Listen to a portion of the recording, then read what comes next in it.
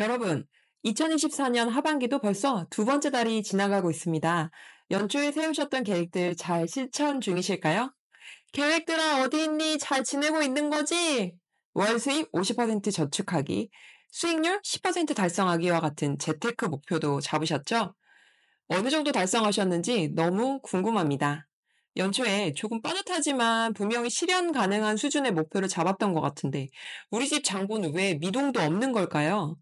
오늘 당장 시작해서 1,000만 원 모을 수 있는 방법을 알려드릴 테니 오늘 영상 끝까지 시청해주세요.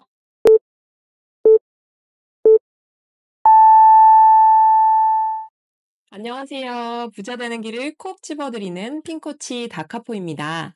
제가 재테크에 진심이다 보니 요즘 제 눈에 자주 띄는 영상들이 1억 모으기에 관한 거더라고요. 유튜브 알고리즘도 제가 부자 되는 것을 엄청 응원하고 격려하고 있는 것 같습니다. 보다 보면 20대인데 이미 1억 모으기를 달성하신 분들도 많이 보여요. 정말 대단하시더라고요.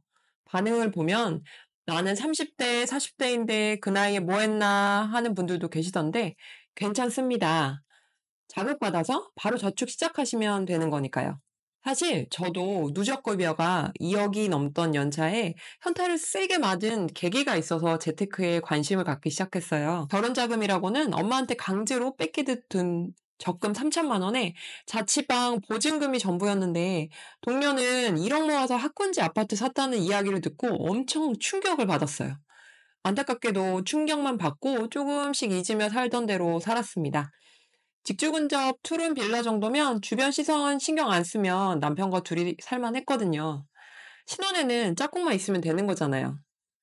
그래도 다행히 엄마가 되고 정신 차려서 둘째 낳고 우리 가족 발 뻗고 편히 살 수 있는 서울 신축 아파트 마련에 성공했습니다.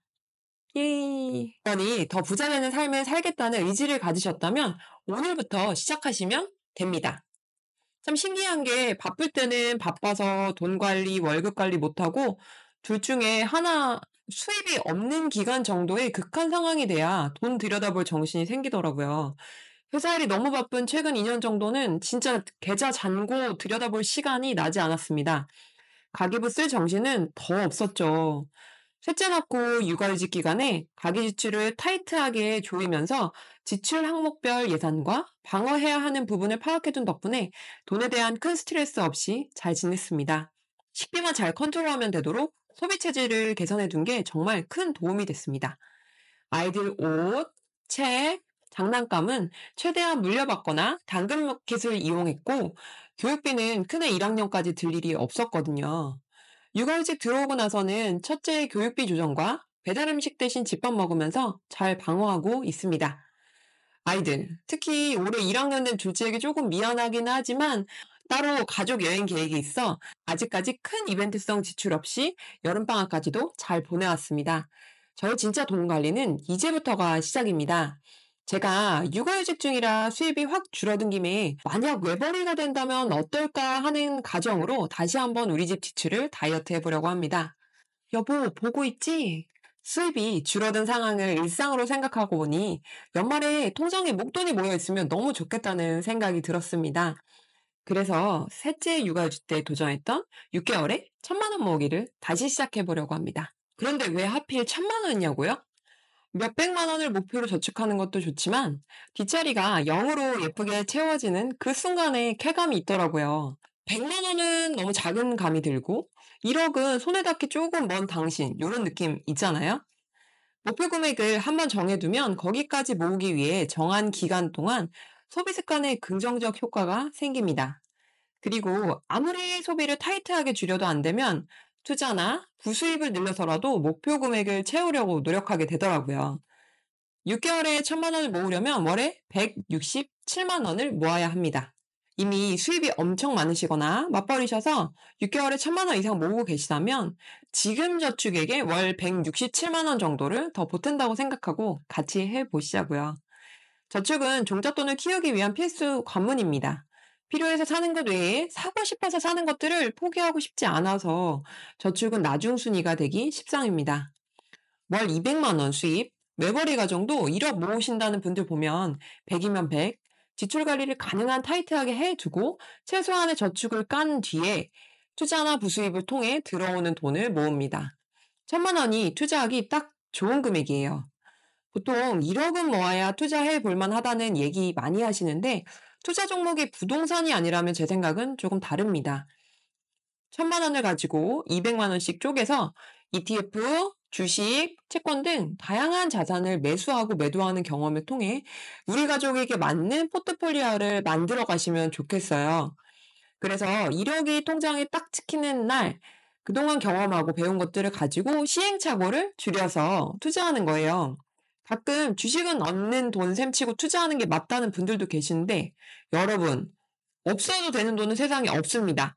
여러분의 월급에 서린 땀과 눈물을 절대 잊지 마세요. 월 167만 원을 6개월 모아야 1,000만 원 된다고 말씀드렸죠?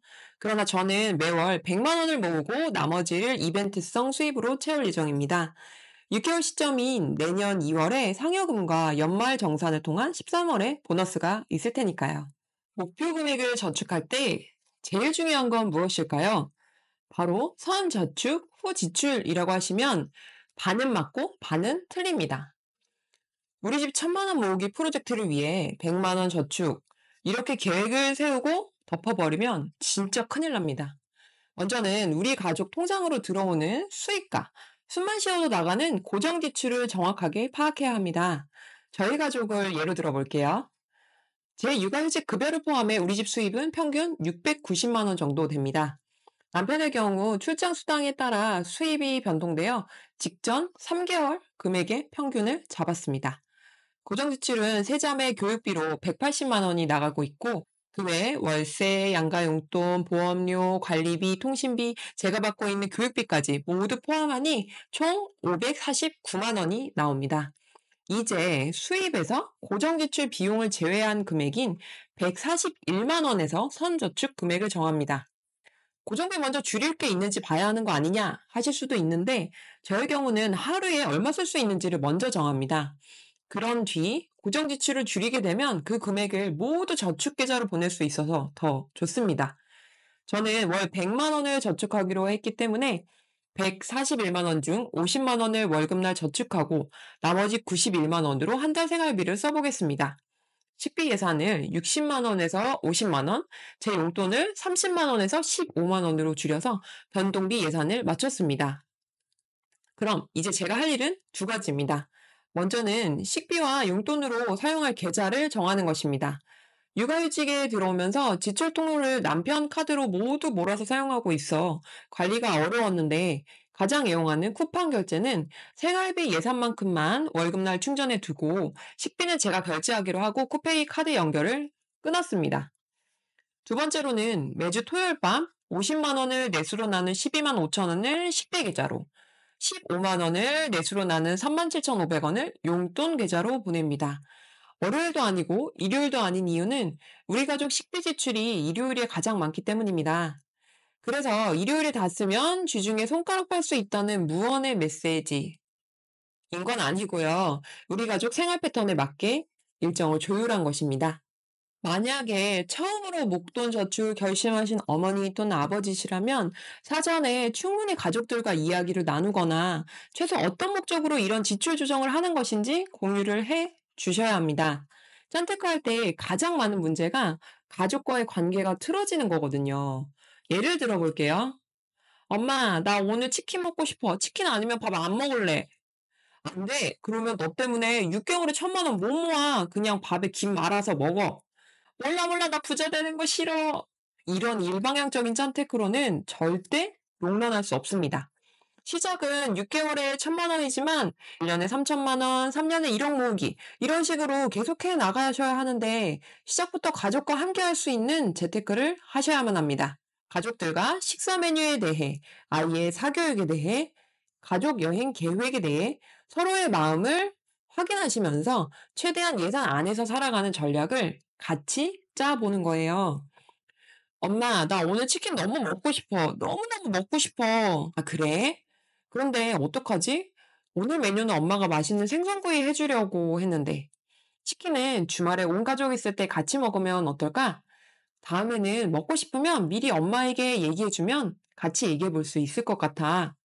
알겠어. 그럼 주말에 아빠랑 할머니랑 다 같이 치킨 꼭 먹는 거야. 알았지?